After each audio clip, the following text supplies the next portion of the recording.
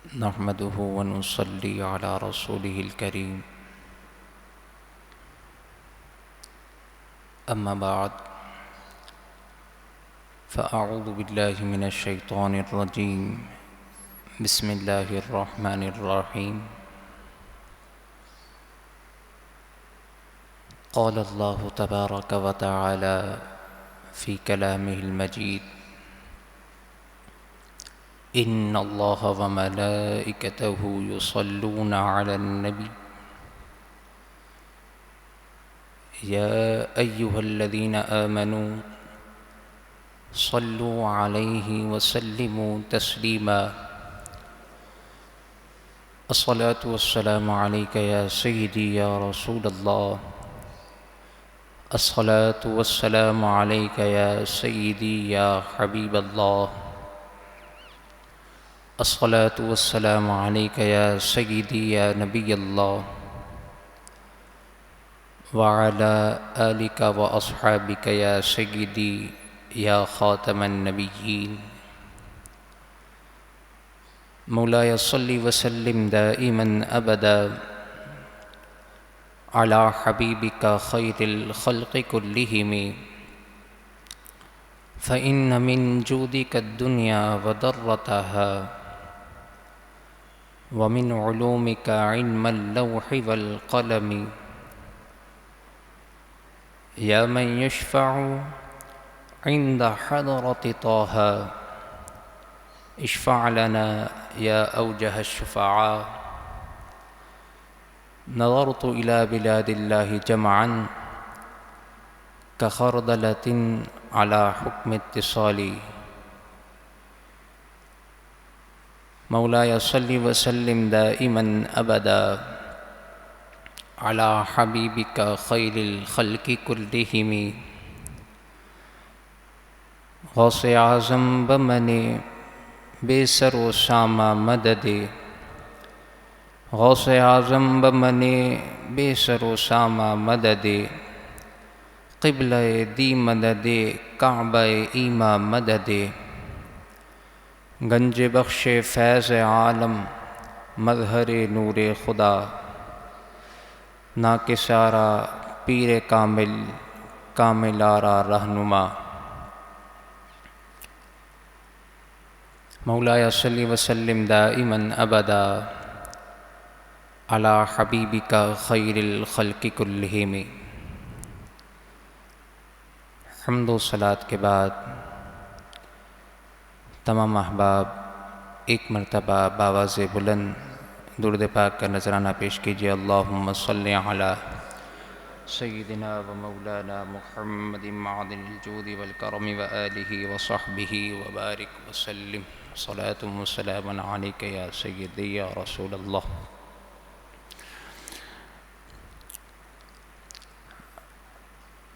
اللہ کے فضل و احسان سے یہاں پر سورہ بقرہ کے ہم 9 رکوع کی تفصیل سماعت کر چکے ہیں. آج انشاءاللہ تبارک و تعالی درس قرآن پاک کا آغاز سورۃ البقرہ کے 10ویں رکوع سے ہوگا. اللہ تبارک و تعالی قرآن مجید فرقان حمید میں ارشاد فرماتا ہے: اعوذ باللہ من الشیطان الرجیم. بسم اللہ الرحمن الرحیم. وَإِذْ أَخَذْنَا مِيثَاقَ بَنِي إِسْرَائِيلَ، اور جب ہم نے بنی اسرائیل سے وعدہ لیا. کیا وعدہ لیا؟ لا تعبدون الا اللہ، کہ اللہ کے علاوہ کسی کی عبادت نہ کرنا. وبالوالدین احسانا وذی القربى والیتامی والمساکین، اور والدین قریبی رشتہ دار، یتیم اور مسکین، ان تمام لوگوں کے ساتھ حسن سلوک کرنا. وقولوا للناس حسنا، اور ہم نے یہ بھی وعدہ لیا کہ تم لوگوں سے اچھی بات کہو. بنی اسرائیل، یہ جناب سیدنا یعقوب علی نبینا علیہ الصلاۃ والسلام کی اولاد، یعنی جب سے آپ کا نبی ہوئے اس کے بعد جناب سیدنا عیسیٰ علی نبینا علیہ الصلاۃ والسلام تک بنی اسرائیل ہی میں سے تمام انبیاء گزرے. تو یہ پوری جو قوم ہے وہ بنی اسرائیل کہلاتی ہے. اللہ تبارک و تعالیٰ نے انہوں نے وعدہ لیا کہ اللہ کے علاوہ کسی کی عبادت نہیں کرنی. اس کے بعد جو حکم دیا وہ یہ تھا کہ والدین کے ساتھ حسن سلوک کرنا. یہ قرآن مجید فرقان حمید بتا رہا ہے ہمیں کہ کون سے اعمال کو اختیار کرنا ہے اور کن کن چیزوں سے بچنا ہے. اس میں سے پہلی چیز یہ ہے کہ صرف اللہ وحدہ لا شریک کی عبادت کرنی ہے.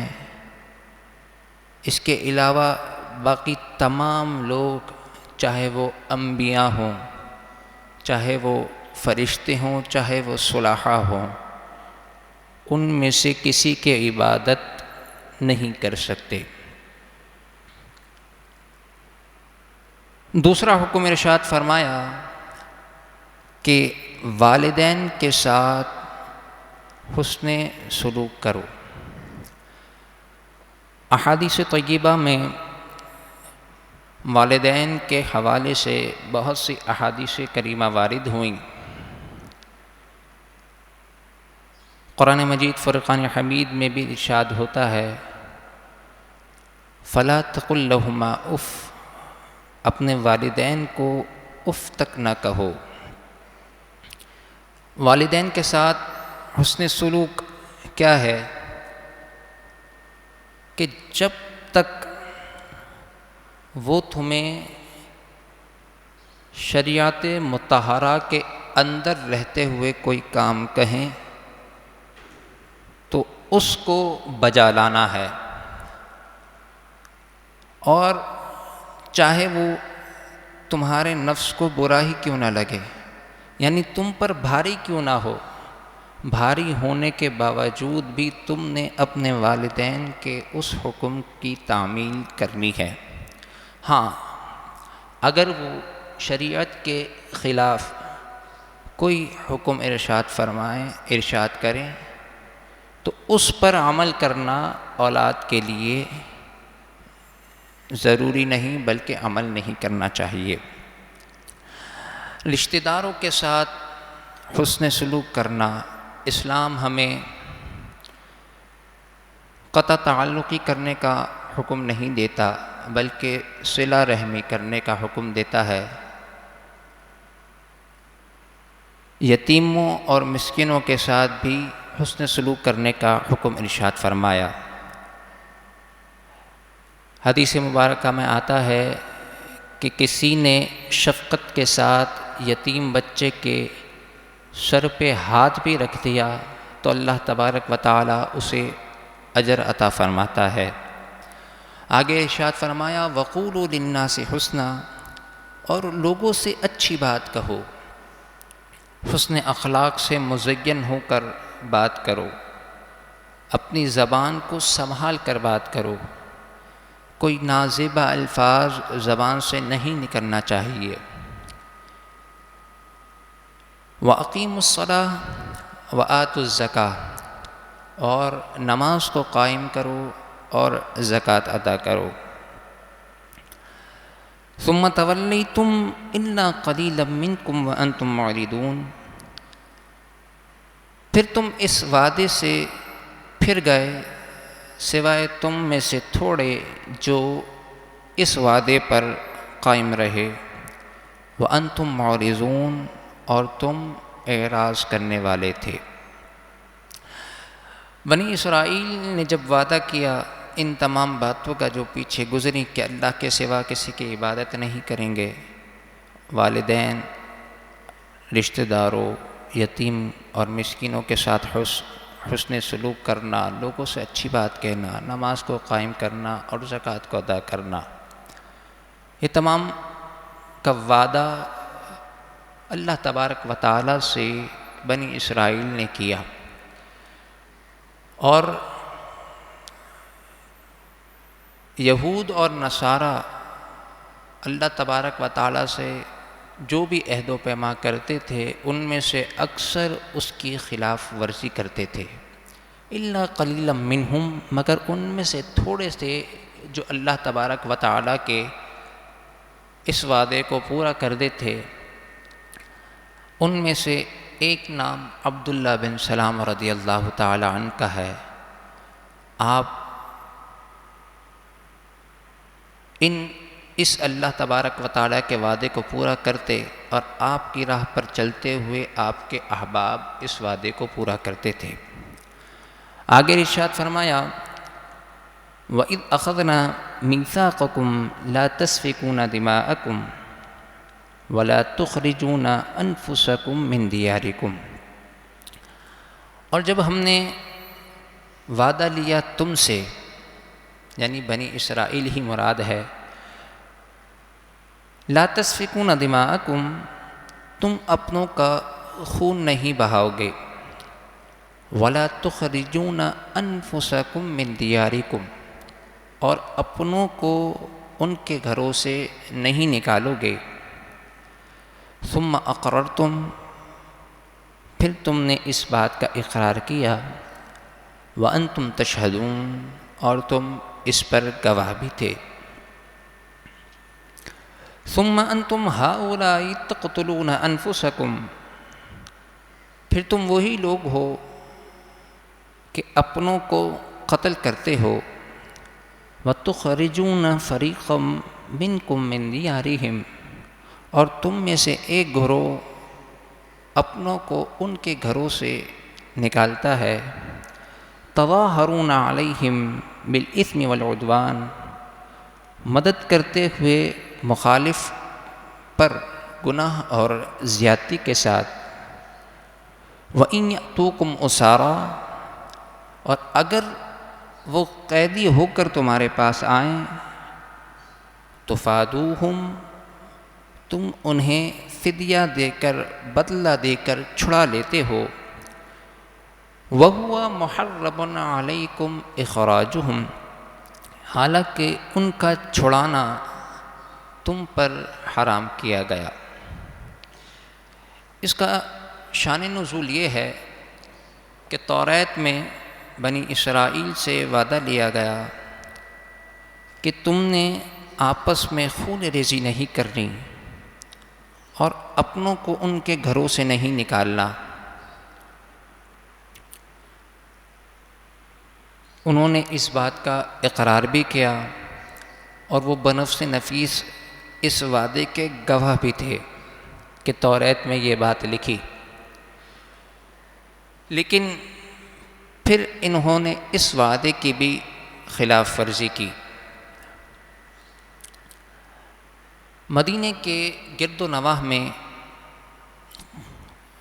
چند قبائل رہتے تھے، ان میں سے ایک بنو نذیر اور ایک بنو قریظہ بھی تھے، اور دو قبیلے اوس اور خزرج تھے۔ یہ اوس اور خزرج آپس میں جنگ و جدال کرتے رہتے تھے،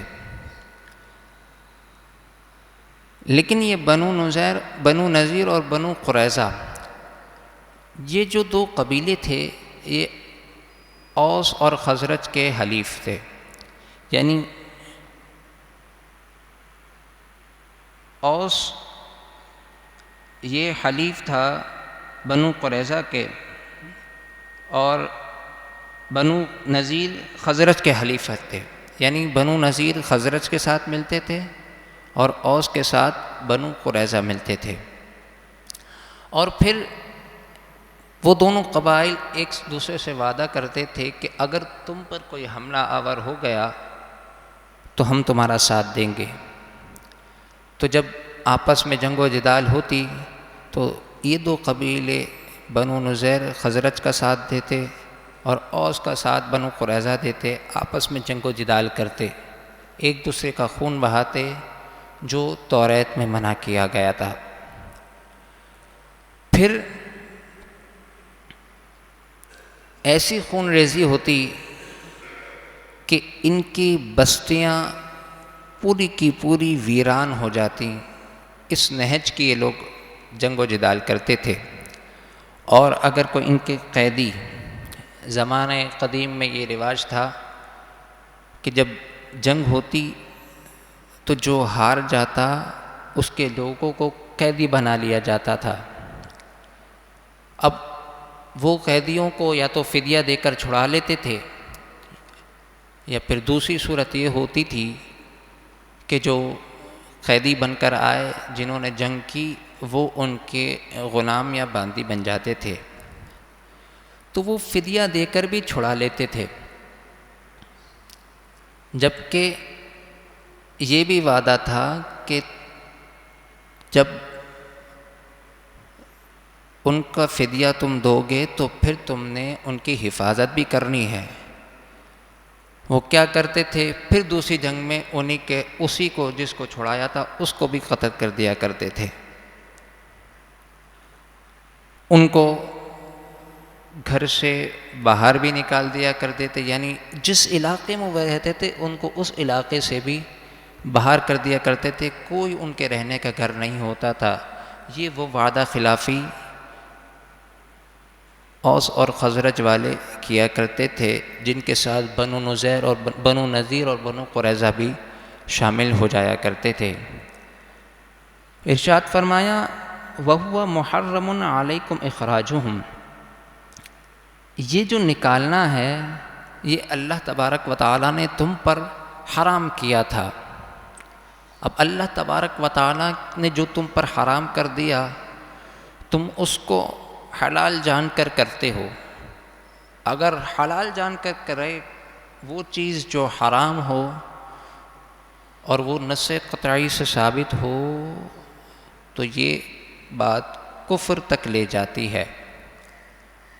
آگے ارشاد فرمایا افتؤمنون ببعض الکتاب وتکفرون ببعض، کیا تم اللہ تبارک و تعالیٰ کی کتاب کے بعض احکام پر عمل کرتے ہو اور بعض کا انکار کر دیتے ہو؟ توریت بعض پر عمل کرتے تھے، توریت کے بعض احکام پر یہودی عمل کرتے تھے اور بعض کا انکار کر دیتے تھے، اور یہی حکم ہمارے لیے بھی ہے کہ ہم بھی دائرہ اسلام میں پورے کے پورے داخل ہوں۔ اللہ تبارک و تعالیٰ ارشاد فرماتا ہے اے ایمان والو اسلام میں پورے کے پورے داخل ہو جاؤ، تمام احکامات جو اسلام نے ہمیں دیے ہیں اس پر عمل پیرا ہو، ایسا نہ ہو کہ بعض پر تو تم عمل کرو اور بعض کو چھوڑ دو، اور بعض کو اگر چھوڑا، اسلامی احکام کے بعض احکام کو اگر چھوڑ دیا حقارت کی وجہ سے، یعنی حقیر جانتے ہوئے اس کو چھوڑ دیا تو وہ تو معاذ اللہ کفر تک لے جاتا ہے۔ جو بھی اسلامی احکامات ہیں ان پر مکمل طور پر عمل کرنا ایک مسلمان اور مومن کی ذمہ داری ہے۔ فما جزاء من يفعل ذلك منكم الا خزي في الحیاۃ الدنیا، تو جو تم میں سے ایسا کرے کہ قرآن کے بعض پر یا کتاب اللہ کے بعض پر عمل کرے اور بعض کو چھوڑ دے، اس کے لیے دنیا میں ذلت ہے۔ اب بنو قریظہ اور بنو نذیر ان کو کیا ذلت کا سامنا کرنا پڑا؟ تفاسیر میں آتا ہے کہ بنو قریظہ 3 ہجری میں تمام کے تمام مارے گئے، اور ایک روز میں ان کے 700 آدمیوں کو قتل کر دیا گیا، یعنی پورے قبیلے کو صفحہ ہستی سے مٹا دیا گیا۔ وجہ کیا بنی؟ کہ وہ کتاب کے بعض پر عمل کرتے تھے، بعض کو چھوڑ دیتے تھے۔ جب انہوں نے اللہ تبارک و تعالیٰ کے وعدے کو پورا نہیں کیا تو انہوں نے دنیا میں ہی اپنے لیے ذلت کو مقدر کر لیا۔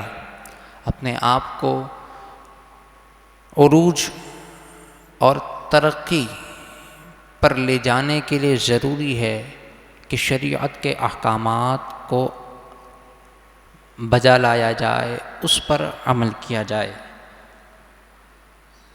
اور دوسرا قبیلہ بنو نذیر تھا، بنو نذیر تھا، اس کے ساتھ کیا ہوا؟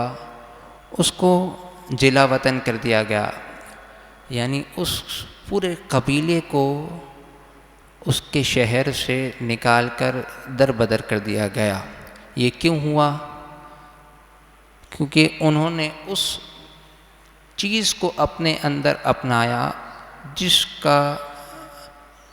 جس کو منع رب ذوالجلال نے کیا تھا۔ وَيَوْمَ الْقِيَامَةِ يُرَدُّونَ إِلَىٰ أَشَدِّ الْعَذَابِ، اور وہ قیامت کے دن سخت عذاب کی طرف لوٹا دیے جائیں گے۔ وَمَا اللَّهُ بِغَافِلٍ عَمَّا تَعْمَلُونَ، اور اللہ تبارک و تعالی باخبر ہے اس سے جو تم عمل کرتے ہو۔ دنیاوی عذاب ذلت یہ ہوئی کہ ایک قبیلہ صفحہ ہستی سے مٹ گیا، دوسرا جلا وطن کر دیا گیا، اور آخرت کا عذاب یہ ہوگا کہ وہ دردناک عذاب میں مبتلا ہوئے۔ اولئک الذین اشتروا الحیاۃ الدنیا بالآخرہ، یہ وہی لوگ ہیں جنہوں نے آخرت کے بدلے دنیا کو خرید لیا، آخرت کے احکامات پر بالکل عمل نہ کیا، دنیا کو ترجیح دی، آخرت کو ترجیح نہ دی، دنیاوی معاملات میں ہی آگے بڑھے رہے، اور اتنا گم ہو گئے کہ آخرت کے اعمال فکر میں ہی نہ رہے، سوچ میں ہی نہ رہے۔ تو یہ ہے دنیا کو خریدنا آخرت کے بدلے۔ دنیاوی معاملات بھی کرنے ہیں، بیع و شراء کے معاملات، دیگر تمام معاملات بھی کرنے ہیں، مگر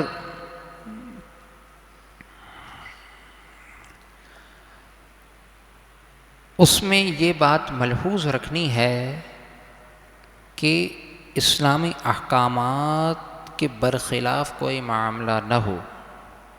جیسے کاروبار ہے، اس میں سودی کاروبار نہ ہو، سودی لین دین نہ ہو، اور دیگر جو بیع و شراء کے معاملات ہے ان کو سیکھے کہ اسلام ہم سے کس طرح تقاضا کرتا ہے، اس طرح اس پر عمل کیا جائے۔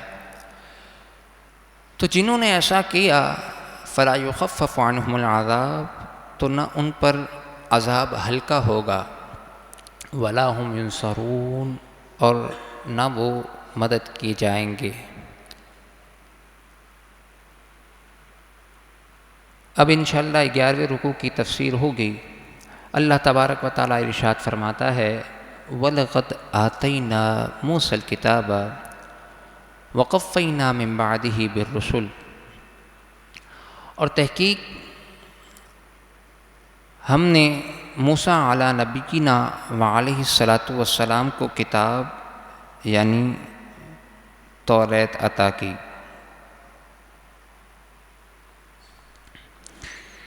وَقَفَّيْنَا مِن بَعْدِهِ بِالرُّسُلِ، اور ہم نے موسیٰ علی نبینا وعلیہ الصلاۃ والسلام کے بعد پے در پہ رسولوں کو بھیجا۔ سیدنا موسیٰ علیہ نبینا علیہ الصلاۃ والسلام کے بعد سیدنا عیسیٰ علیہ نبینا علیہ الصلاۃ والسلام کا زمانہ تھا، اور موسیٰ علیہ الصلاۃ والسلام اور جناب سیدنا عیسیٰ علیہ الصلاۃ والسلام کے درمیان جو زمانہ گزرا اس میں متواتر انبیاء علیہم السلام آئے، ان کی تعداد 4000 کے قریب ہے۔ وہ تمام کے تمام انبیاء جو اس دوران آئے وہ سیدنا موسیٰ علیہ نبینا علیہ الصلاۃ والسلام کی شریعت پر لوگوں کو عمل کرواتے تھے۔ وَآتَيْنَا عِيسَى ابْنَ مَرْيَمَ، اور ہم نے عیسیٰ بن مریم کو البینات، واضح نشانیاں، کھلی نشانیاں عطا فرمائیں کہ آپ مادرزاد اندھوں کو بینا کر دیتے تھے، مردوں کو زندہ فرما دیا کرتے تھے، اور بے شمار نشانیاں ہم نے عیسیٰ علیہ السلام کو عطا کی۔ وَأَيَّدْنَاهُ بِرُوحِ الْقُدُسِ، اور ہم نے سیدنا عیسیٰ کی تائید کی روح القدس کے ذریعے، یعنی جبریل امین کے ذریعے۔ سیدنا عیسیٰ علیہ نبینا علیہ الصلاۃ والسلام کو اللہ تبارک و تعالی نے بے شمار معجزات سے نوازا، اس کا ذکر ہے۔ اور اس کے بعد حضرت جبریل علیہ الصلاۃ والسلام نے جو جناب سیدنا عیسیٰ علیہ نبینا علیہ الصلاۃ والسلام کی مدد کی تبلیغ دین کے لیے، اس کا ذکر ہے۔ سیدنا عیسیٰ علیہ نبینا علیہ الصلاۃ والسلام کو 33 سال کی عمر شریف میں آسمان میں اٹھا لیا گیا۔ اس کے بعد پھر جناب سیدنا عیسیٰ کا نزول ہوگا قرب قیامت۔ وَأَيَّدْنَاهُ بِرُوحِ الْقُدُسِ، اور جبریل امین کے ذریعے تائید فرمائی اللہ تبارک و تعالی نے سیدنا عیسیٰ کی۔ حضور صلی اللہ علیہ وسلم کی برکتوں سے آپ کے امتیوں کی بھی سیدنا جبرائیل نے تائید فرمائی۔ حدیث شریف میں ہے کہ حضور صلی اللہ علیہ وسلم پر جب کفار طعن کرتے، آپ کی شان میں بے ادبی کرتے، تو حضور صلی اللہ علیہ وسلم ارشاد فرماتے، کون ہے جو اس کو جواب دے گا، اس کافر کو جواب دے گا؟ کیونکہ عرب بڑے فصیح لوگ تھے، وہ شعر و شاعری میں بہت ماہر تھے۔ تو جب کوئی شعر کہتا یا کوئی ایسی بات کہتا سوئی ادب کی، تو جناب سیدنا حسان بن ثابت رضی اللہ تعالیٰ عنہ اس کو شعر کے اندر ایسا جواب دیتے کہ رسول اللہ صلی اللہ علیہ وسلم خوش ہو جاتے۔ رسول اللہ صلی اللہ علیہ وسلم نے سیدنا حسان بن ثابت رضی اللہ تعالیٰ عنہ سے ارشاد فرمایا کہ اے حسان، تم ان کفار کو جواب دو، اللہ تبارک و تعالی تمہاری جبرائیل علیہ الصلاۃ والسلام کے ساتھ مدد فرمائے گا۔ یعنی جب ہم حضور صلی اللہ علیہ وسلم کی شان اقدس پر، آپ کی ناموس پر پہرا دیں، اور جو پہرا دے اس کی تائید کون کرتا ہے؟ جناب جبرائیل علیہ الصلاۃ والسلام۔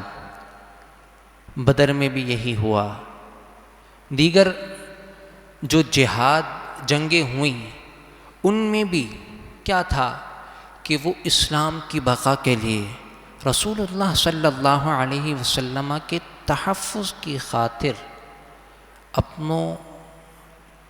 اپنوں سے جنگ کرنے لگے. وہ تو ان کے بعض رشتہ دار تھے، بعض نہیں تھے. وہ کفار سے جنگ کے لیے آمادہ ہو گئے، جہاد پر آمادہ ہو گئے، خون ان کے قتل کر دیے، انہیں واصل بجہنم کر دیا. وجہ کیا تھی واصل بجہنم کرنے کی، ان سے جنگ کرنے کی؟ وجہ یہی تھی نا کہ اسلام بلند ہو، رسول اللہ صلی اللہ علیہ وسلم کی عزت کا تحفظ ہو. تو اللہ تبارک و تعالی نے ان مٹھی بھر مسلمانوں کی مدد کی ملائکہ کا نزول کر کے. تو آج بھی اگر ہم چاہے قلیل ہی کیوں نہ ہوں، تھوڑے ہی کیوں نہ ہوں، لیکن اخلاص کے ساتھ، سچی نیتوں کے ساتھ اگر ہم رسول اللہ صلی اللہ علیہ وسلم کی پہرے داری کریں، آپ کی ناموس کی پہرے داری کریں، ختم نبوت صلی اللہ علیہ وسلم کے پہرے داری کریں، تو آج بھی اللہ تبارک و تعالی فرشتوں کے ذریعے ہماری مدد فرمائے گا. افکلما جاءکم رسول بما لا تہوی انفسکم استکبرتم. تو کیا جب تمہارے پاس رسول کوئی حکم لے کر آتے تو وہ حکم تمہاری خواہش کے خلاف ہوتا، استکبرتم تو تم اس حکم کا انکار کرتے. ففریقا کذبتم وفریقا تقتلون.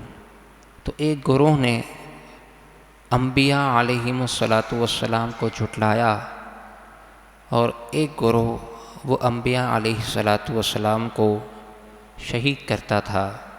یہود نے بہت سارے انبیاء کو جھٹلایا اور بہت سارے انبیاء کو شہید کیا. وقالوا قلوبنا غلف. اور یہود بولے ہمارے دلوں میں پردہ ہے. بل لعنہم اللہ بکفرہم. بلکہ اللہ تبارک و تعالی نے ان پر لعنت کی ان کے کفر کے سبب. فقلیلا ما یؤمنون. تو ان میں تھوڑے سے جو ایمان لاتے ہیں. یہود جب نبی پاک صلی اللہ علیہ وسلم انہیں اسلام کی دعوت دیتے تو وہ استہزاء کرتے.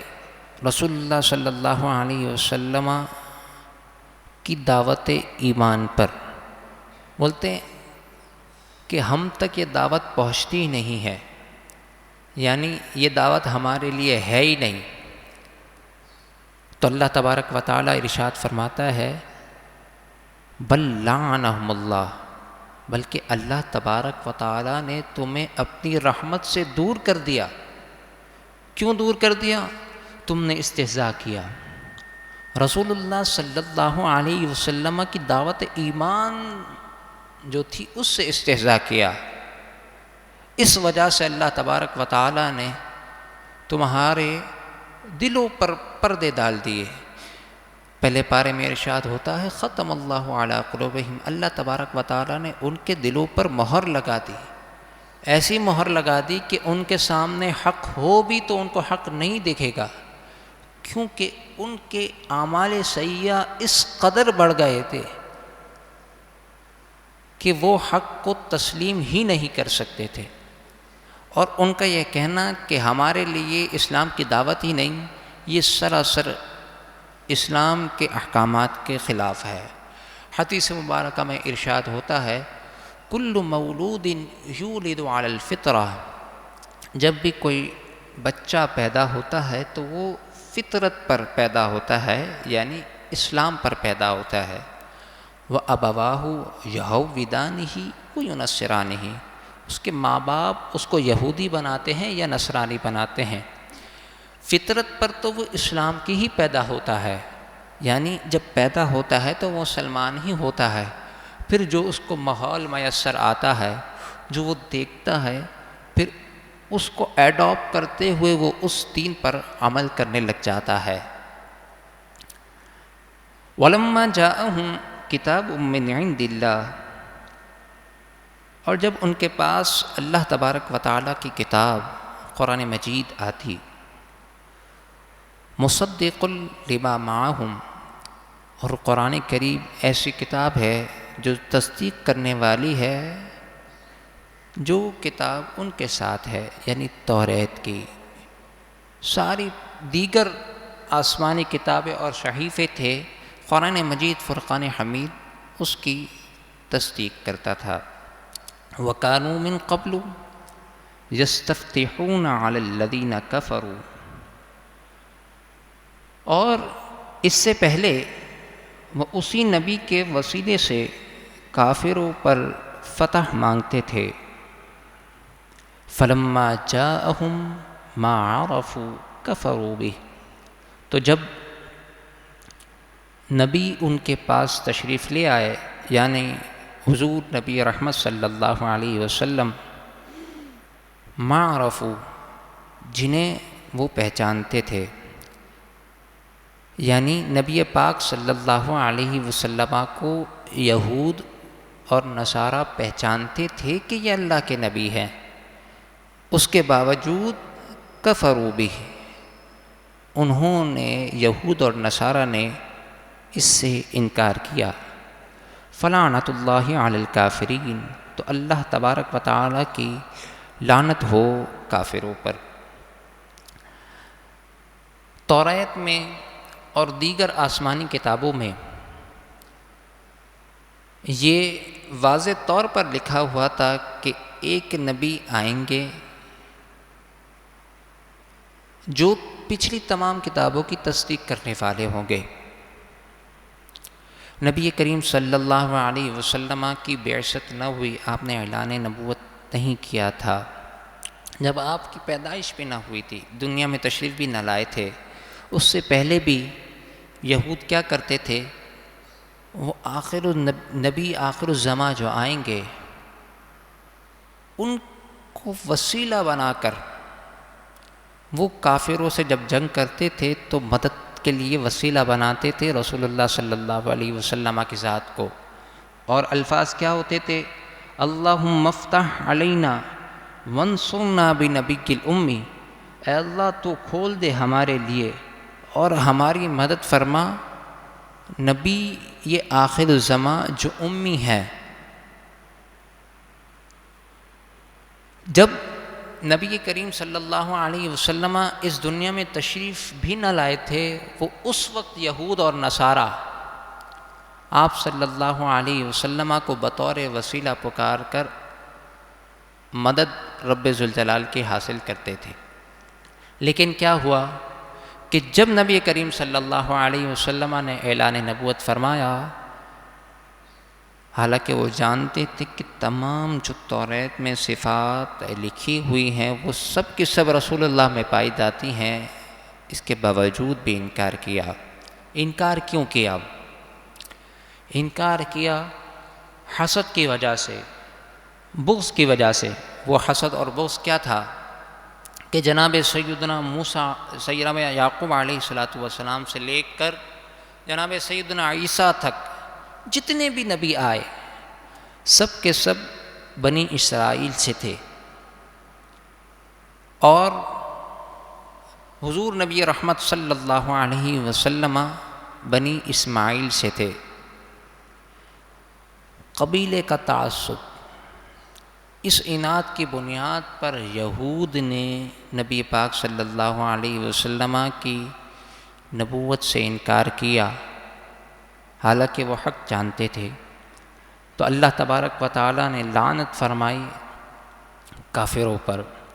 بئس ما اشتروا بہ انفسہم، کتنا ہی برا وہ سودا کرتے ہیں اپنی جانوں کا، ان یکفروا بما انزل اللہ بغیا، یہ کہ اللہ تبارک و تعالی نے جو نازل فرمایا جلن، حسد اور بغض کی وجہ سے اس کا انکار کرتے ہیں۔ ان ينزل اللہ من فضلہ علی من یشاء، اللہ تبارک و تعالی نازل فرماتا ہے اپنے فضل کو جس پر وہ چاہے۔ یعنی یہ یہود تم طے نہیں کرو گے کہ نبی بنی اسرائیل سے ہوگا یا بنی اسماعیل سے ہوگا، اللہ تبارک و تعالی جس پر فضل فرما دے، اللہ تبارک و تعالی جس پر نظر رحمت فرما دے، اللہ تبارک و تعالی اسے چن لیتا ہے۔ یہ اللہ تبارک و تعالی کے فضل اور اسی کی کرم نوازیوں پر ہے کہ وہ جسے چاہے نبی چنے، تم یہ اعتراض نہیں کر سکتے۔ فَبَاءُوا بِغَضَبٍ عَلَىٰ غَضَبٍ، تو وہ غضب پر غضب کے مستحق ہوئے، یعنی انہوں نے اپنے اوپر غضب کو لازم کر لیا، اللہ تبارک و تعالیٰ کے وہ غضب کے مستحق ہوئے۔ وَلِلْكَافِرِينَ عَذَابٌ مُّهِينٌ، اور کافروں کے لیے ذلت والا عذاب ہے۔ نبی کا انکار کیا تو انہیں کافر قرار دیا، اور ساتھ میں یہ ہوا کہ عذاب مہین، ان کے لیے ذلت والا عذاب ہے۔ صاحب خزائن العرفان فرماتے ہیں کہ ذلت والا عذاب صرف کافروں کے لیے ہے۔ جب مسلمان اگر وہ گناہ کرے اور وہ اپنے گناہوں کی سزا کے لیے پہلے تو یہی دعا کرنی چاہیے کہ اللہ تبارک و تعالی ہمیں رسول اللہ صلی اللہ علیہ وسلم کی شفاعت سے بے حساب داخل جنت فرمائے۔ لیکن اگر کوئی داخل ہوتا بھی ہے تو اس کو ذلت والا عذاب نہیں ہوگا۔ جو کون ہے؟ مسلمان۔ مومنین کے لیے ذلت والا عذاب نہیں ہوگا، وہ صرف اپنے گناہوں کی سزا کاٹے گا اور پھر جنت میں داخل کر دیا جائے گا۔ لیکن جو کافر ہوں گے ان کے لیے ذلت والا عذاب ہوگا۔ وَلَقَدْ وَإِذَا قِيلَ لَهُمْ آمِنُوا بِمَا أَنزَلَ اللَّهُ، اور جب ان سے کہا جائے اس پر ایمان لاؤ جو اللہ تبارک و تعالی نے اتارا، یعنی قرآن مجید پر اور دیگر تمام صحیفوں پر، قَالُوا نُؤْمِنُ بِمَا أُنزِلَ عَلَيْنَا، وہ بولے ہم ایمان لائے اس پر جو اللہ تبارک و تعالی نے ہم پر نازل کیا، وَيَكْفُرُونَ بِمَا وَرَاءَهُ، اور باقی تمام کا انکار کیا۔ یعنی بولے کہ ہم صرف توریت کے احکام پر عمل کریں گے اور قرآن کریم کے احکام پر عمل نہیں کریں گے، اس پر عمل کریں گے جو ہمارے نبی پر اتری۔ یعنی یہ بغض اور حسد کی وجہ سے تھا۔ وَهُوَ الْحَقُّ مُصَدِّقًا لِمَا مَعَهُمْ، حالانکہ وہ حق ان کے پاس آیا جو انہی کی کتابوں کی تصدیق کرنے والا تھا۔ قرآن کریم فرقان حمید تمام کتابوں کی تصدیق کرنے والا تھا، اس کے باوجود بھی انہوں نے اس سے انحراف کیا۔ قُلْ فَلِمَ تَقْتُلُونَ أَنْبِيَاءَ اللَّهِ مِنْ قَبْلُ إِن كُنْتُم مُؤْمِنِينَ، اے محبوب آپ فرما دیجئے فَلِمَ تَقْتُلُونَ، تو تم کیوں انبیاء کو قتل کرتے تھے اس سے پہلے اگر تم ایمان والے ہو؟ اگر تم نے ایمان لائے ہی تھے توریت پر بھی، تو کہیں توریت میں بھی تو یہ نہیں لکھا کہ انبیاء کو قتل کرو؟ تو تم جب توریت پر ہی ایمان لاتے تھے تو انبیاء کو کیوں قتل کیا، کیوں شہید کیا؟ نعوذ باللہ من ذالک، کیوں ان کی تکذیب کی، کیوں انہیں جھٹلایا؟ تو اس سے ظاہر ہوا جو سوالیہ طور پر جب یہود سے پوچھا تو اس سے ظاہر کیا ہوتا ہے کہ یہ توریت پر بھی عمل کرنے والے نہیں تھے. اگر یہ توریت پر عمل کرنے والے ہوتے تو آج قرآن کی بھی تصدیق کرتے، کیونکہ قرآن میں کیونکہ توریت میں واضح لکھا ہے کہ نبی آخر الزماں آئیں گے، تم ان پر ایمان لے آنا، اور وہ ایمان نہیں لائے. وَلَقَدْ جَاءَكُمْ مُوسَىٰ بِالْبَيِّنَاتِ، اور تحقیق تمہارے پاس موسیٰ علیہ السلام روشن نشانیاں لے کر آئے. ثُمَّ اتَّخَذْتُمُ الْعِجْلَ مِن بَعْدِهِ وَأَنْتُمْ ظَالِمُونَ، پھر اس کے بعد تم نے بچھڑے کو معبود بنا لیا اور تم نے اپنی جانوں پر ظلم کیا. موسیٰ علیہ السلام روشن نشانیاں لے کر آئے، رب تعالیٰ کی عبادت کا حکم دیا، لیکن انہوں نے بچھڑے کو معبود بنا لیا جو جناب سیدنا موسیٰ علیہ السلام کے دور میں تھے، اور اپنے اوپر ظلم کو خود ہی لازم کر لیا. وَإِذْ أَخَذْنَا مِيثَاقَكُمْ وَرَفَعْنَا فَوْقَكُمُ الطُّورَ، اور جب ہم نے تم سے عہد لیا اور تمہیں بلند کیا طور پہاڑ پر، خُذُوا مَا آتَيْنَاكُمْ بِقُوَّةٍ وَاسْمَعُوا، تو تم پکڑو تھامو جو ہم نے تمہیں عطا کیا قوت کے ساتھ، وَاسْمَعُوا، اور تم غور سے سنو. قَالُوا سَمِعْنَا وَأَطَعْنَا، وہ بولے قَالُوا سَمِعْنَا وَعَصَيْنَا، وہ بولے ہم نے سنا اور ہم نے نافرمانی کی. وَأُشْرِبُوا فِي قُلُوبِهِمُ الْعِجْلَ بِكُفْرِهِمْ، اور ان کے دلوں میں بچھڑے کی محبت رچ بس گئی، ڈال دی گئی. بِكُفْرِهِمْ، ان کے کفر کے سبب. قُلْ بِئْسَ مَا يَأْمُرُكُمْ بِهِ إِيمَانُكُمْ إِن كُنتُم مُؤْمِنِينَ، آپ فرما دیجئے کیا برا حکم دیتا ہے تمہارا ایمان تمہیں اگر تم ایمان رکھتے ہو. جناب سیدنا موسیٰ علیہ السلام طور پہاڑ پر چڑھتے، اللہ تبارک و تعالی احکامات کو لاتے، اللہ تبارک و تعالی نے جو ان کو احکامات دیے اس پر عمل کرتے، اس کا پرچار بھی کرتے. لیکن ان کی قوم وہ یہ کہتی کہ ہم نے سنا اور نافرمانی کر دی، یعنی ہم ان احکامات پر عمل نہیں کریں گے. انہوں نے نبی پاک یعنی جناب سیدنا موسیٰ کا انکار کیا، تو وہ اللہ تبارک و تعالیٰ کے عبادت سے غافل ہو گئے اور بچھڑے کو پوجنے لگے، یعنی وہ خدا سمجھ کر بچھڑے کو معبود بنا لیا. قُلْ إِنْ كَانَتْ لَكُمُ الدَّارُ الْآخِرَةُ عِنْدَ اللَّهِ خَالِصَةً مِّن دُونِ النَّاسِ، اے محبوب تم فرماؤ اگر پچھلا گھر اللہ کے نزدیک خالص ہے تمہارے لیے، من دون الناس، لوگوں کے سوا، فتمنوا الموت ان کنتم صادقین، تو تم موت کی تمنا کرو اگر تم سچے ہو. اگر تم کہتے ہو کہ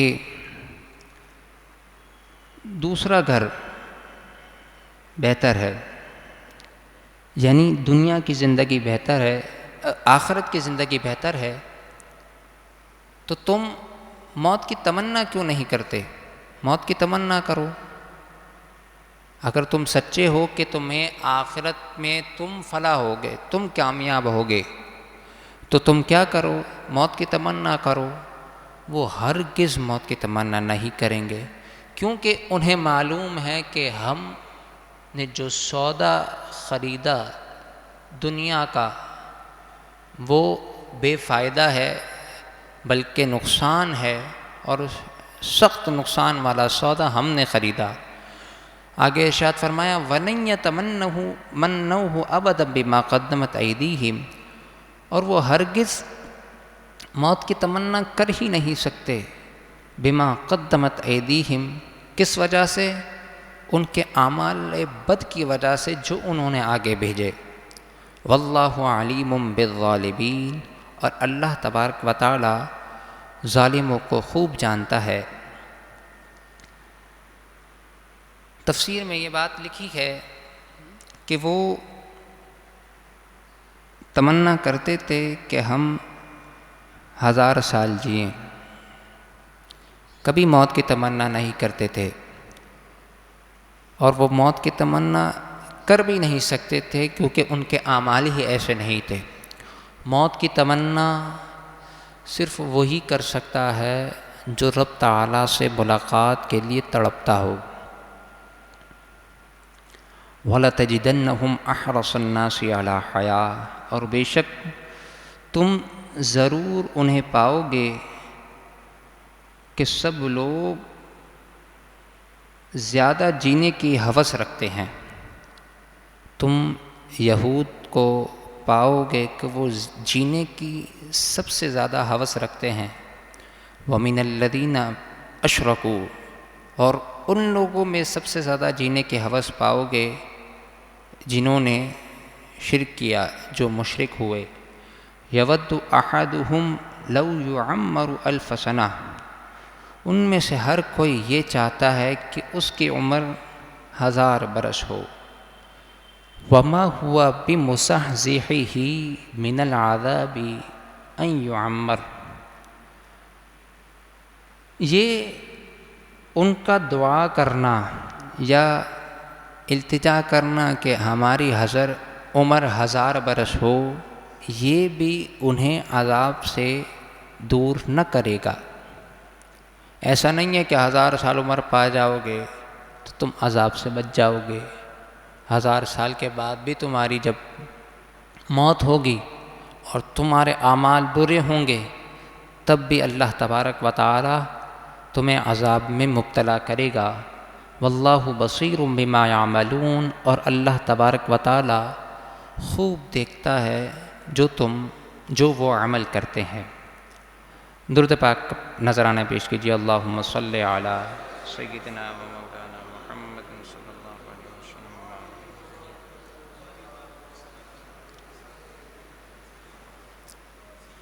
12ویں رکوع کا آغاز اللہ تبارک و تعالی ارشاد فرماتا ہے قل من کان عدوا لجبریل، اے محبوب آپ فرما دیجئے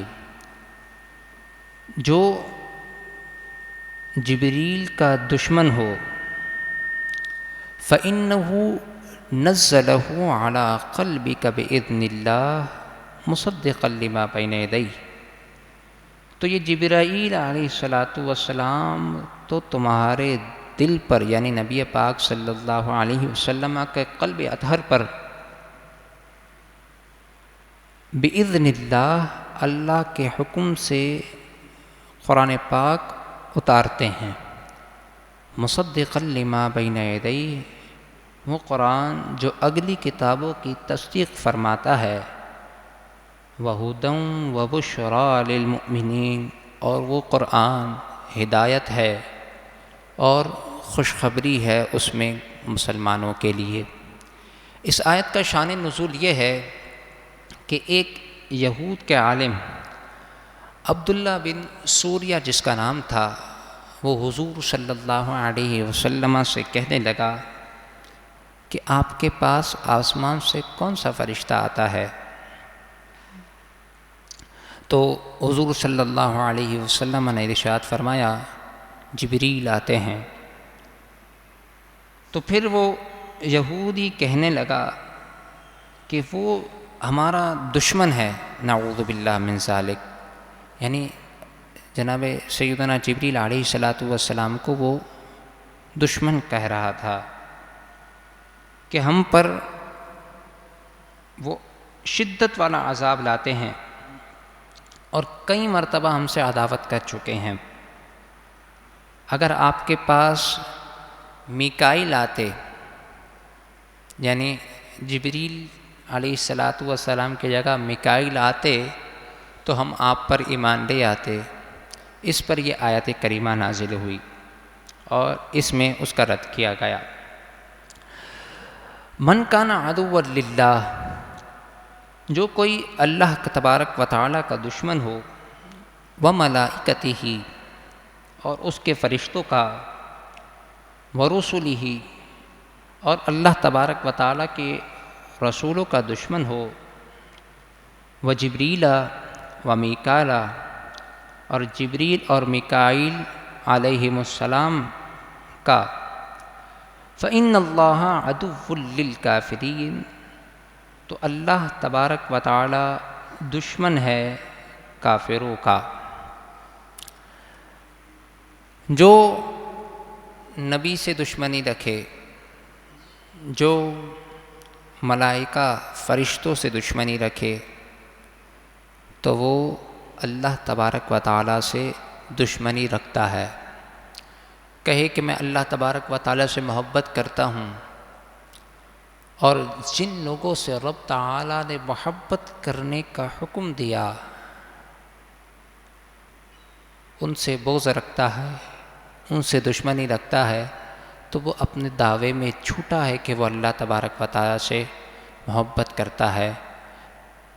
گویا کہ جو رسولوں کا اور فرشتوں کا دشمن ہوگا وہ اللہ تبارک و تعالیٰ کا بھی دشمن ہوگا۔ وَلَقَدْ أَنزَلْنَا إِلَيْكَ آيَاتٍ بَيِّنَاتٍ، اور تحقیق ہم نے تم پر روشن نشانیاں اتاری۔ وَمَا يَكْفُرُ بِهَا إِلَّا الْفَاسِقُونَ، اور کافر اور فاسقوں نے اس کا انکار کیا۔ یہ مالک بن سیف یہودی، اس کے جواب میں آیت مبارکہ نازل ہوئی۔ حضور صلی اللہ علیہ وسلم نے یہود کو اللہ تبارک و تعالیٰ کا وہ عہد یاد دلایا کہ تم حضور پر ایمان لے آؤ، یعنی جو آخری نبی تھے وہ حضور صلی اللہ علیہ وسلم تھے۔ وہ حکم اس یہود کو یاد دلایا تو اس مالک بن سیف یہودی نے اس کا انکار کر دیا۔ اس پر یہ آیت کریمہ نازل ہوئی، ہم نے تم پر روشن نشانیاں نازل کی۔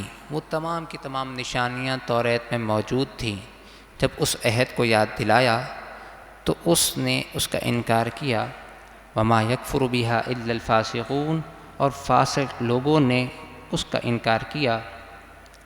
اوکلما عاہدوا عہدا نبذہ فریق منہم بل اکثرہم لا یؤمنون، اور جب کبھی کوئی عہد یہود کرتے، ان سے عہد کیا جاتا، نبذہ فریق منہم، تو ایک فریق اسے پھینک دیتا، یعنی اس عہد کا کوئی لحاظ نہیں رکھتا۔ بل اکثرہم لا یؤمنون، بلکہ ان میں سے اکثر ایمان لانے والے نہیں۔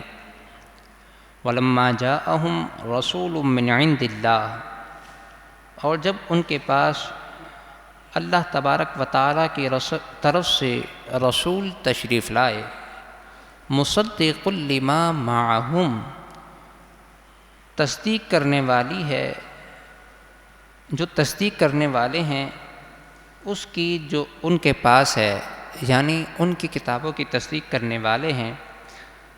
نبذ فریق من الذین اوتوا الکتاب،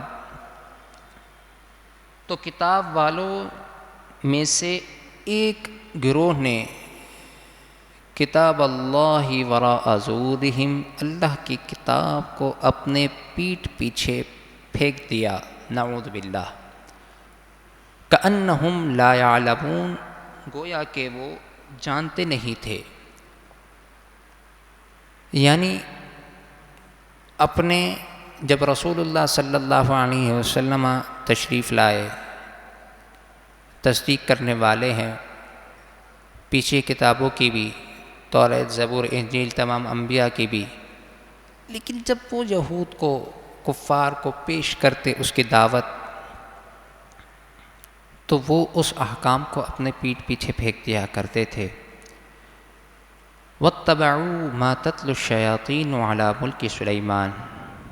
اب سیدنا سلیمان علیٰ نبینا علیہ الصلاۃ والسلام کے زمانے کا ذکر ہے کہ آپ کے دور میں لوگوں کا جادو سیکھنے کی طرف میلان بڑھ گیا تھا، تو آپ نے جادو کی کتابوں کو اپنی کرسی کے نیچے دفن کر دیا تھا۔ پھر جب سیدنا سلیمان علیہ الصلاۃ والسلام اس دنیا سے ظاہری پردہ فرما گئے تو شیطان نے لوگوں کو بتایا، وسوسہ ڈالا کہ جو کرسی کے نیچے دفن ہے نا وہی سیدنا سلیمان کی طاقت کا راز ہے، نعوذ باللہ۔ تو وہ کھود کر انہوں نے کتابیں جو جادو سیکھنے والی تھی وہ نکالی، اور پھر انہوں نے سیدنا سلیمان علیہ الصلاۃ والسلام پر تہمت لگانا شروع کر دی کہ یہ بھی اسی پر عمل کرتے ہوئے ہم پر حکومت کرتے تھے، نعوذ باللہ من ذالک۔ اس کا رد ہے وَاتَّبَعُوا مَا تَتْلُو الشَّيَاطِينُ عَلَى مُلْكِ سُلَيْمَانَ، اور پیروی کی لوگوں نے جو شیطان انہیں پڑھاتا تھا علی ملک سلیمان، سیدنا سلیمان علیہ الصلاۃ والسلام کے زمانہ سلطنت میں۔ وما کفر سلیمان، اور سیدنا سلیمان علیہ الصلاۃ والسلام نے کفر نہیں کیا، ولکن الشیاطین کفروا، لیکن شیطان تھے جنہوں نے کفر کیا، جو کافر ہوئے۔ یعلمون الناس السحر، وہ لوگوں کو جادو سکھاتے تھے۔ وما انزل علی الملکین ببابل ہاروت و ماروت، اور دو فرشتے ہاروت اور ماروت جو بابل کے مقام پر تھے ان کو جادو آتا تھا۔ ہاروت اور ماروت یہ دو فرشتے تھے جو کہ جادو کو جانتے تھے، تو لوگ ان کے پاس جادو سیکھنے کے لیے آتے تھے، تو وہ اس سے انکار کر دیتے کہ ہم جادو نہیں سکھائیں گے۔ تو وہ کیا کہتے تھے وما یعلمان من احد، اور وہ دونوں کسی کو بھی کچھ نہ سکھاتے، حتی یقولا انما نحن فتنۃ فلا تکفر، یہاں تک کہ وہ کہتے ہم دونوں آزمائش ہیں تو تم اپنے ایمان کو نہ کھو، یعنی تم ہم سے جادو سیکھنے کی تمنا، جادو سیکھو نہیں، تم اس پر اعتقاد رکھو گے، اس پر یقین رکھو گے، اس پر عمل کرو گے تو اپنے ایمان کو کھو بیٹھو گے، یہ بطور آزمائش ہے تمہارے لیے، یہ آزمائش ہے رب کی طرف سے، تم اس میں نہ پڑھو۔ لیکن پھر بھی وہ سیکھتے تھے۔ فَيَتَعَلَّمُونَ مِنْهُمَا، تو وہ ان دونوں فرشتوں سے سیکھتے تھے، مَا يُفَرِّقُونَ بِهِ بَيْنَ الْمَرْءِ وَزَوْجِهِ، ان سے کون سا جادو سیکھتے تھے؟ وہ جادو سیکھتے تھے جو مرد اور عورت کے درمیان جدائی ڈال دے۔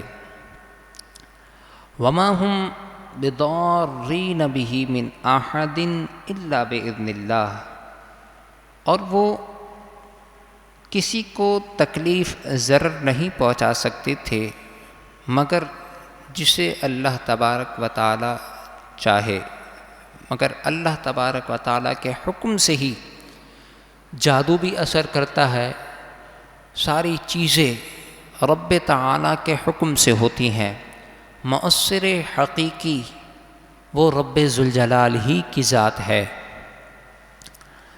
وَيَتَعَلَّمُونَ مَا يَضُرُّهُمْ ولا ينفعهم، اور وہ سیکھتے تھے جو انہیں نقصان دیتا تھا اور نفع نہ دیتا تھا۔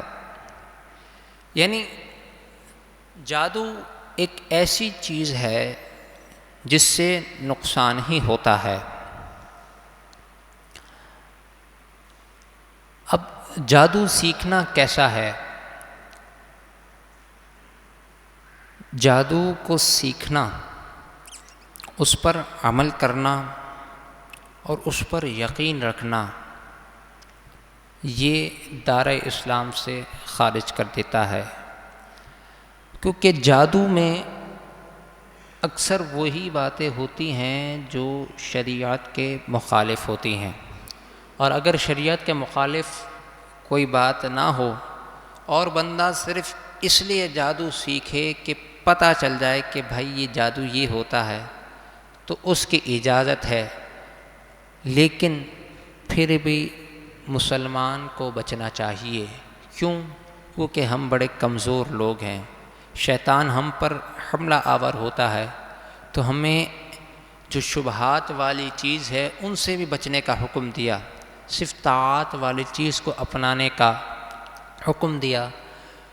تو ہمیں چاہیے کہ ہم ہر اس چیز سے بھی بچیں جو شبہ والی ہو، جو کفر کی طرف لے جانے والی ہو، ہر اس چیز سے بچنا ہم پر لازم ہے۔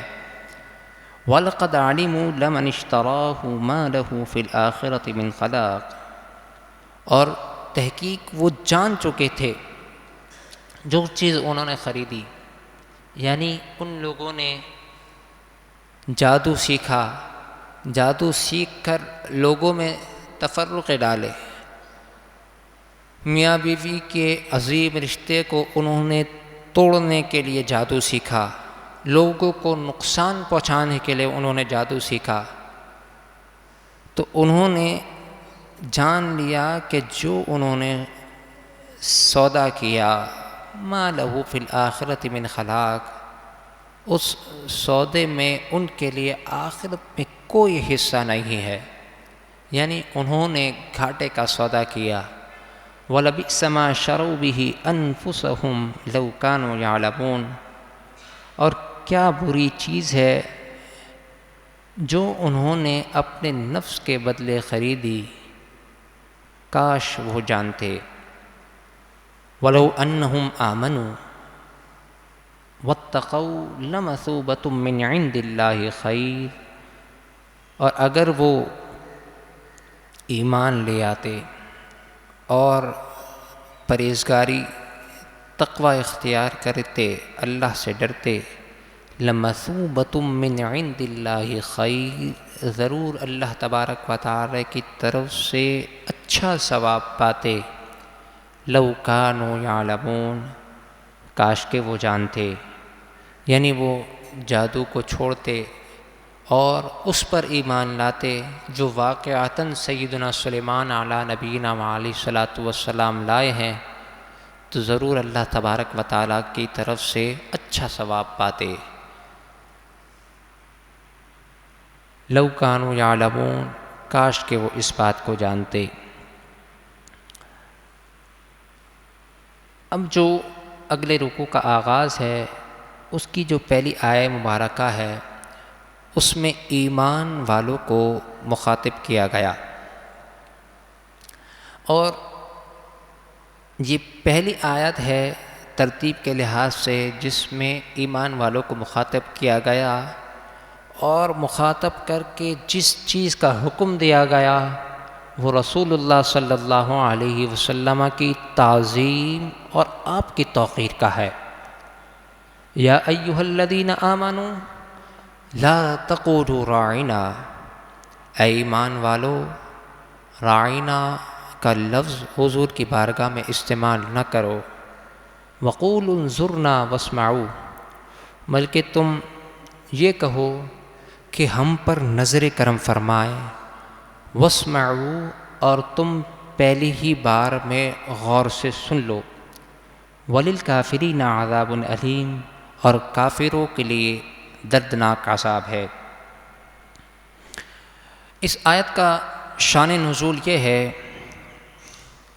کہ جب نبی پاک صلی اللہ علیہ وسلم کی مجلس لگتی ہے، آپ واضح و نصیحت فرماتے، تو جب کوئی بات صحابہ اکرام سمجھ نہ پاتے تو وہ نبی پاک صلی اللہ علیہ وسلم کی بارگاہ میں عرض گزار ہوتے، راعینا یا رسول اللہ، اے رسول اللہ صلی اللہ علیہ وسلم آپ ہماری رعایت فرما دیجئے، یعنی یہ بات ہم سمجھ نہیں پائے، آپ ہمیں یہ بات واپس ارشاد فرما دے۔ تو منافقین یہود یہ بھی نبی پاک صلی اللہ علیہ وسلم کی مجلس میں بیٹھا کرتے تھے۔ یہود کی جو زبان تھی، ان کی جو لینگویج تھی، اس میں یہ لفظ سوء ادب کے معنی میں، یعنی بے ادبی کے معنی میں کہا جاتا تھا۔ تو جب وہ لوگ بیٹھتے تھے مجلس میں، تو جب وہ رائنا کہتے تو اس وقت وہ مراد وہی سوء ادب والا معنی لیتے تھے، یعنی رسول اللہ صلی اللہ علیہ وسلم کی بارگاہ میں بے ادبی کرتے تھے۔ حضرت سیدنا سعد بن معاذ رضی اللہ تعالی عنہ یہ یہودیوں کی اس لینگویج کو، اس زبان کو پہچانتے تھے، تو وہ مجلس کے بعد انہوں نے یہودیوں کو پکڑا اور کہا کہ اگر اب تم نے نبی پاک صلی اللہ علیہ وسلم کی بارگاہ میں یہ لفظ کہا تو میں تمہاری گردن مار دوں گا، یعنی تمہاری گردن اڑا دوں گا۔ تو وہ یہود سیدنا سعد سے کہنے لگے کہ آپ کے صحابہ بھی تو یہی لفظ کہتے ہیں۔ تو وہ غم زدہ حال میں نبی پاک صلی اللہ علیہ وسلم کی بارگاہ میں عرض گزار ہوئے، تو اللہ تبارک و تعالی نے یہ آیت کریمہ نازل فرما دی، لا تقولوا راعنا، اب راعنا ایمان والو نہیں کہنا، بلکہ کہنا کیا ہے، انظرنا، ہم پر نظر کرم فرمائے۔ اس آیت میں نبی پاک صلی اللہ علیہ وسلم کی تعظیم اور توقیر کے حوالے سے بے شمار پہلو ہیں کہ کس کس طرح ہم نے رسول اللہ صلی اللہ علیہ وسلم کی تعظیم اور توقیر کرنی ہے۔ وہ لفظ جو ذو معنی ہو، جس کے دو معنی نکلتے ہوں، ایک صحیح اور ایک فاسد، وہ لفظ بھی استعمال نہیں کرنا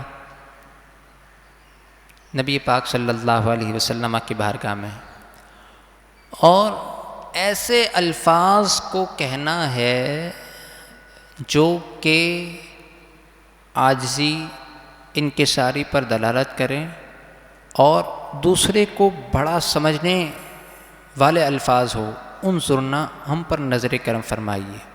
ہم جس طرح بھی بڑوں کی تعظیم کرنے کے لیے الفاظ کہتے ہیں کہ آپ بڑے ہیں، آپ فرما دیجیے، تو جو بھی کوئی بڑا ہو، وہ جو بڑے کے لیے، یہ مثال کے طور پر تھا، جو بڑے کے لیے الفاظ ہوں، ادب والے الفاظ استعمال کرنے کا حکم دیا گیا نبی پاک صلی اللہ علیہ وسلم کی بارگاہ میں اور دیگر انبیاء کی بارگاہ میں۔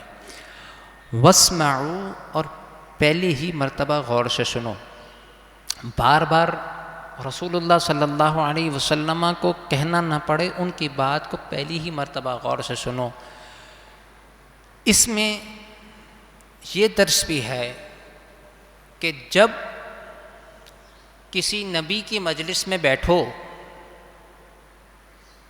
تو ادب کے ساتھ بیٹھو اور توجہ اس کی بات پر ہو۔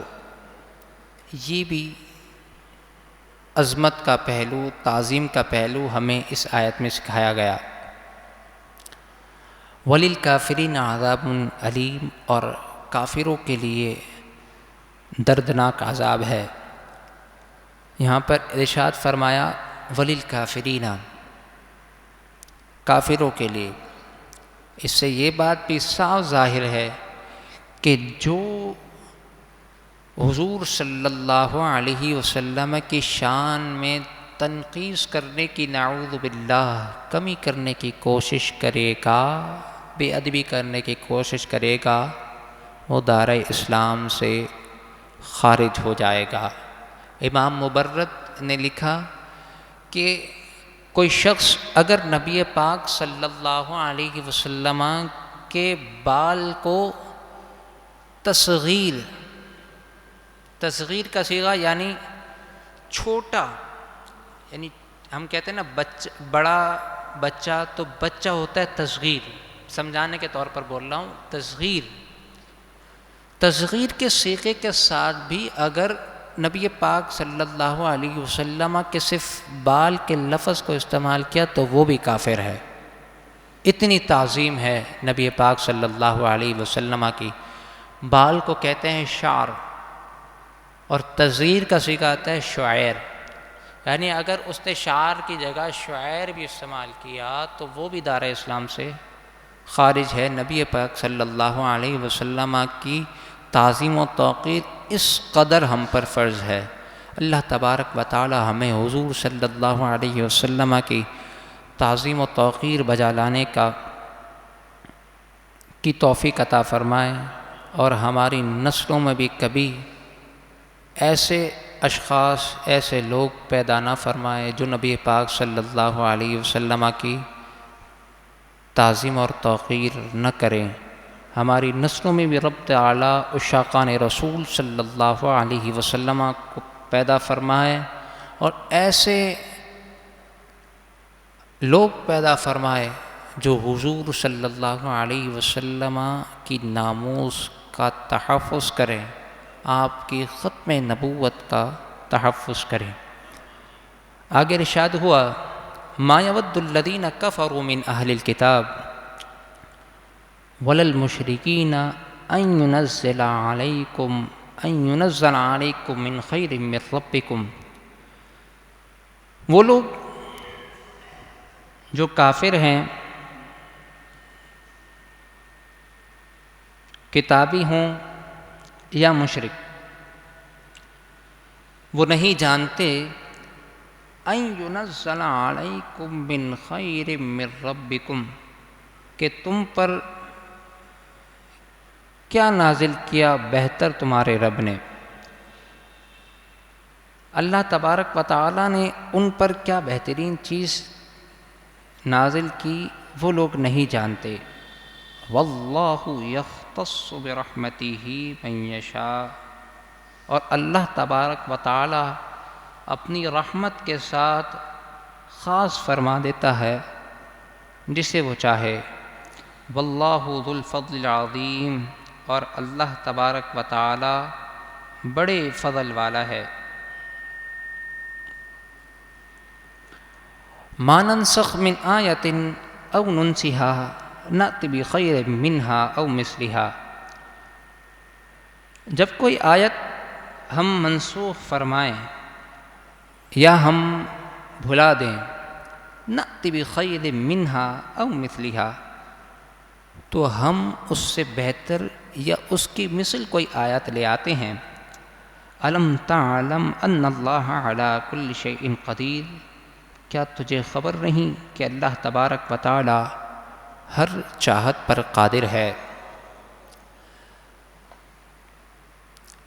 دیگر انبیاء علیہ الصلاۃ والسلام پر جو صحائف اور کتب نازل ہوئے، جب قرآن مجید فرقان حمید نازل ہوا تو ان کے تمام احکامات منسوخ ہو گئے، اور اللہ تبارک و تعالی اس سے بہتر، یعنی اس کے احکام منسوخ ہو گئے، پھر قرآن پاک کے حکم چلیں گے۔ بعض اسلام کا جب آغاز ہوا تو بعض احکام جن پر عمل کرنے کا حکم دیا گیا تھا بعد میں وہ حکم کسی اور آیت سے منسوخ ہو گیا۔ یہ پورا ایک اصول تفسیر کی بحث ہے، اور ناسخ منسوخ کی بحث ہے۔ بعض قرآن پاک کے وہ آیات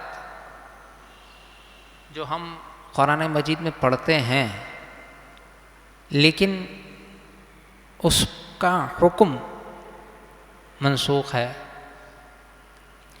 اور بعض وہ ہیں جو قرآن پاک کی ہم تلاوت نہیں کرتے لیکن اس کا حکم باقی ہے۔ یہ پوری ایک بحث ہے جو ہم اصول تفسیر کی کتابوں میں پڑھ سکتے ہیں۔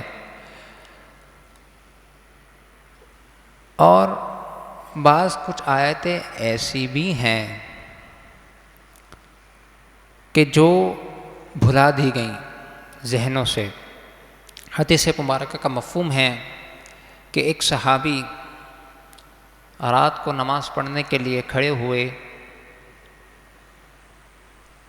تو وہ آیت جو انہیں یاد تھی وہ پڑھنے کی کوشش کر رہے تھے، لیکن وہ بسم اللہ پڑھنے کے بعد آگے نہیں بڑھ سکے۔ کافی کوشش کرنے کے بعد بھی انہیں وہ یاد نہ آئی۔ جب وہ صبح اٹھتے ہیں تو اپنے دوسرے صاحب سے عرض کرتے ہیں، دوسرے صحابی سے یہ بات بتاتے ہیں، تو وہ بھی انہیں یہی کہتے ہیں کہ میں بھی پڑھنا چاہ رہا تھا لیکن میرے سے بھی وہ آیت میں بھی بھول گیا ہوں۔ تو یہ ماجرا نبی پاک صلی اللہ علیہ وسلم کی بارگاہ میں عرض ہوا، تو آپ صلی اللہ علیہ وسلم نے ارشاد فرمایا، ہاں وہ جو آیت تھی جس کے تم بھول گئے ہو اس کا حکم منسوخ ہو چکا ہے، اب اس پر عمل نہیں کر سکتے، اس وجہ سے رب نے تمہارے ذہنوں سے ہی وہ آیت محو کر دی، ذہنوں سے بالکلیہ نکال ہی دی وہ آیت جس کا حکم منسوخ ہو چکا۔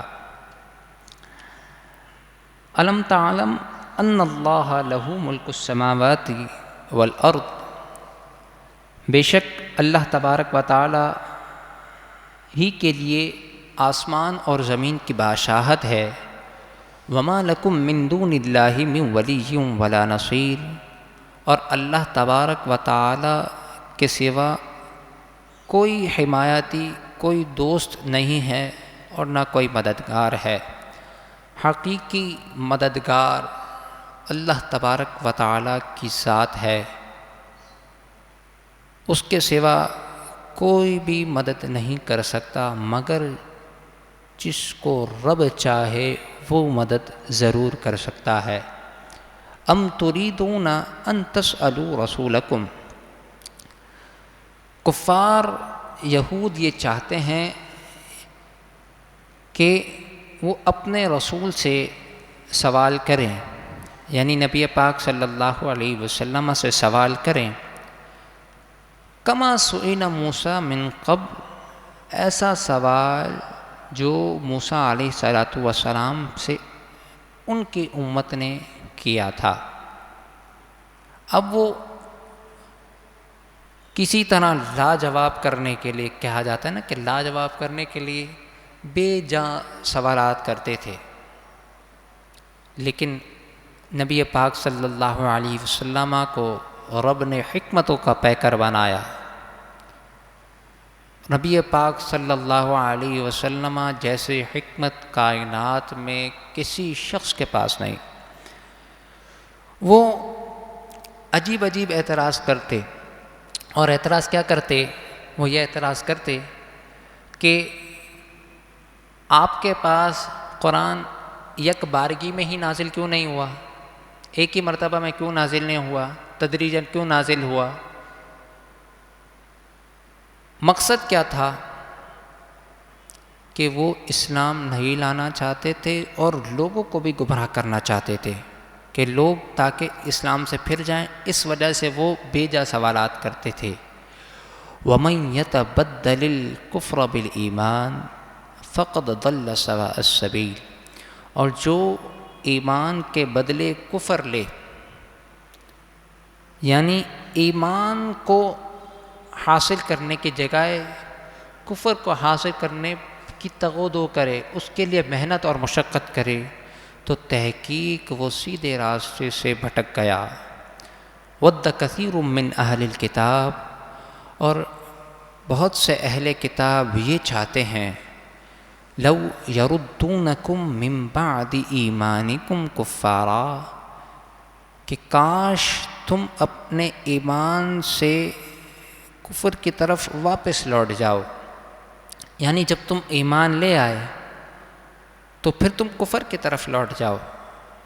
حسدا من عند انفسہم، اپنے دلوں میں حسد جلن کی وجہ سے، من بعد ما تبین لہم الحق، بعد اس کے کہ حق تم پر ظاہر ہو چکا۔ جنگ احد میں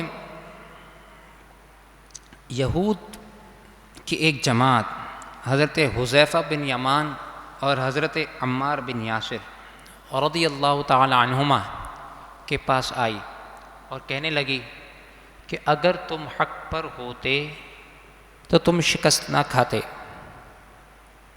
تو لہذا تم کفر پر، یہودیت پر واپس لوٹ جاؤ۔ جب کوئی بندہ کسی غم میں نڈھال ہو یا کوئی پریشانی اس کو لاحق ہو، اس وقت اگر اس پر کوئی بات کہی جائے تو زیادہ اثر ہوتا ہے۔ تو یہود اسی چیز کا فائدہ اٹھانے کے لیے حضرت حذیفہ بن یمان اور حضرت عمار بن یاسر رضی اللہ تعالیٰ عنہما کے پاس آئے کہ تم تو شکست کھا چکے ہو، اس کا مطلب تم حق پر نہیں ہو، تو تم واپس لوٹ جاؤ یہود کے پاس۔ تو حضرت عمار بن یاسر نے ان یہودیوں سے فرمایا کہ اگر کوئی وعدہ توڑے تو تم اس کے بارے میں کیا کہتے ہو؟ بولا جو عہد شکنی کرے وہ بالکل درست بندہ نہیں ہے۔ تو حضرت عمار نے کہا کہ میں اپنے آخری قطرے تک یہ وعدہ کر چکا ہوں کہ میں اسلام میں ہی داخل رہوں گا، اور حضرت حذیفہ نے فرمایا کہ میں اللہ کے رب ہونے پر راضی ہوں، محمد مصطفیٰ صلی اللہ علیہ وسلم کے رسول ہونے پر راضی ہوں، اسلام کے دین ہونے پر راضی ہوں، قرآن پر ایمان رکھنے پر راضی ہوں، کعبے کے قبلہ ہونے پر راضی ہوں، مومنین کے بھائی ہونے پر راضی ہوں۔ یعنی انہوں نے یہود کے اس چال کو ناکام بنا دیا۔ پھر یہ واقعہ نبی پاک صلی اللہ علیہ وسلم کی خدمت اقدس میں عرض کی تو نبی پاک صلی اللہ علیہ وسلم نے حضرت حذیفہ بن یمان اور حضرت عمار بن یاسر کو فلاح یعنی کامیابی کی خوشخبری سنائی۔ اس پر یہ آیت کریمہ نازل ہوئی، فاعفوا واصفحوا حتی یأتی اللہ بامرہ، تو تم چھوڑ دو اور درگزر کرو یہاں تک کہ اللہ تبارک و تعالی اپنا حکم لے آئے۔ بے شک اللہ تبارک و تعالی ہر چاہت پر قادر ہے۔ وَأَقِیمُوا الصَّلَاةَ وَآتُوا الزَّکَاةَ، اور نماز کو قائم رکھو اور زکوٰۃ دو۔ وَمَا تُقَدِّمُوا لِأَنفُسِكُم مِّن خَيْرٍ تَجِدُوهُ عِندَ اللَّهِ، اور جو کوئی بھلائی تم اپنی جان کے لیے آگے بھیجو گے اللہ تبارک و تعالی کے یہاں اسے پاؤ گے۔ یعنی جو بھلائی تم کرو گے، جو نیک کام تم کرو گے وہ کبھی ضائع نہیں ہوں گے، بلکہ رب کی بارگاہ سے اس کا اجر تمہیں ضرور ملنا ہے۔ اب رب جب چاہے اس کا اجر تمہیں عطا فرمائے، کبھی فوراً، کبھی کچھ لمحات بعد، کبھی بروز قیامت، کبھی میدان محشر میں۔ جب رب چاہے گا تمہیں تمہاری نیکی کا اجر ضرور عطا فرمائے گا۔ ان اللہ بما تعملون بصیر، بے شک اللہ تبارک و تعالی تمہارے کاموں کو دیکھ رہا ہے۔ وقالوا لن يدخل الجنة الا من كان هودا او نصارا، اور اہل کتاب یہ کہنے لگے کہ جنت میں صرف یہود اور یا نصارہ ہی داخل ہوں گے، یعنی یہودی کہنے لگے کہ جنت میں صرف ہم داخل ہوں گے، اور نصارہ کہنے لگے کہ جنت میں صرف ہم داخل ہوں گے۔ اللہ تبارک و تعالی نے ان کے اس قول کا رد فرمایا، تلک امانیہم، یہ ان کی خام خیالیاں ہیں، صرف وہم ہے کہ وہ جنت میں داخل ہوں گے۔ قل ہاتوا برہانکم، اے محبوب آپ فرما دیجئے تم اپنی دلیل لے آؤ اگر تم سچے ہو۔ دلیل لانے کا کیوں کہا گیا؟ کہ وہ سچے ہی نہیں تھے تو دلیل کہاں سے لاتے؟ اگر تم سچے ہو تو دلیل لے آؤ، وہ دلیل لانے پر قادر نہ تھے۔ بلا، ہاں کیوں نہیں، من اسلم وجہہ للہ، جس نے اپنے منہ کو جھکا لیا، اپنے آپ کو اللہ تبارک و تعالی کے لیے جھکا لیا، وہو محسن، اور وہ نیکوکار بھی ہے، فلہ اجرہ عند ربہ، تو اس کا اجر اس کے رب کے پاس ہے۔ یعنی جس نے اللہ تبارک و تعالی کے سامنے اور اللہ تبارک و تعالی کے احکامات پر عمل کرتے ہوئے سر جھکا لیا، یعنی آمنا وصدقنا، میں اللہ تبارک و تعالی کے اس حکم پر ایمان لایا اور میں نے تصدیق کی، تو رب تعالی اسے بے شمار اجر عطا فرمائے گا۔ ولا خوف علیہم ولا هم یحزنون، ان پر نہ کوئی خوف ہوگا اور نہ ہی وہ غمگین ہوں گے۔ اللہ تبارک و تعالیٰ کے احکامات کو جو بجا لائے گا، اس کی رضا حاصل کرنے کے لیے کوئی کام کرے گا تو وہ آزمائش میں مبتلا تو ضرور ہوگا، لیکن اس پر نہ کوئی خوف ہوگا، وہ غمگین بھی نہیں ہوگا، بلکہ وہ دلی طور پر سکون میں ہوگا، جو اللہ تبارک و تعالیٰ کے احکامات پر عمل کرنے والا ہوگا۔ اللہ تبارک و تعالیٰ سے دعا ہے کہ ہم نے جو کچھ سنا اور جو کچھ بیان ہوا اس کو اپنی بارگاہ میں قبول فرمائے، اور اس میں جو بھی غلطی ہوئی ہو رب تعالیٰ محبوب پاک صلی اللہ علیہ وسلم کے صدقے اور طفیل معاف فرمائے۔ وآخر دعوایا ان الحمد للہ رب العالمین۔ الحمد للہ رب العالمین، والصلاة والسلام علی سید الانبیاء والمرسلین وعلی آلہ واصحابہ اجمعین۔ اللہم ربنا آتنا فی الدنیا حسنة وفی الآخرة حسنة وقنا عذاب النار وقنا عذاب القبر وقنا عذاب الحشر وقنا حساب المیزان۔ اے رب کریم، پاک پروردگار غفور الرحیم، ہمارے درس دینے کو اور سننے کو اپنی بارگاہ میں قبول و منظور فرما، غلطی کوتاہیوں کو اپنے فضل سے معاف فرما۔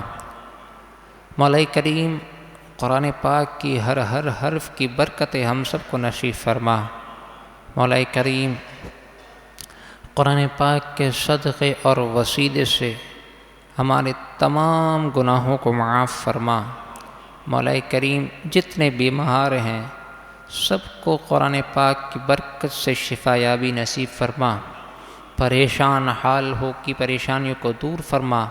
مولا کریم، جو قرضوں کے بوجھ تلے دبے ہوئے ہیں انہیں قرضوں سے خلاصی عطا فرما۔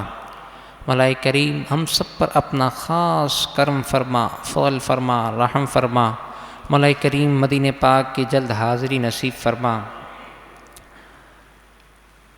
جن جن احباب کے لیے دعا کے لیے کہا گیا، مولا سب کی جو نیک جائز مرادیں ہیں، حاجات ہیں، تمنا ہے، حضور نبی اقدس صلی اللہ علیہ وسلم کے صدقے طفیل قبول و منظور فرما۔ ہر خیر تجھ سے طلب کرتے ہیں، ہر خیر عطا فرما، ہر شر سے پناہ طلب کرتے ہیں، ہر شر سے پناہ عطا فرما۔ ببرکت ان اللہ وملائکتہ یصلون علی النبی یا ایہا الذین آمنوا صلوا علیہ وسلموا تسلیما۔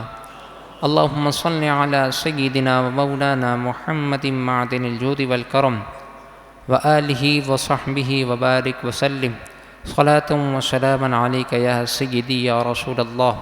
سبحان ربک رب العزة عما یصفون وسلام علی المرسلین والحمد للہ رب العالمین بحق لا الہ الا اللہ محمد رسول اللہ صلی اللہ علیہ وسلم۔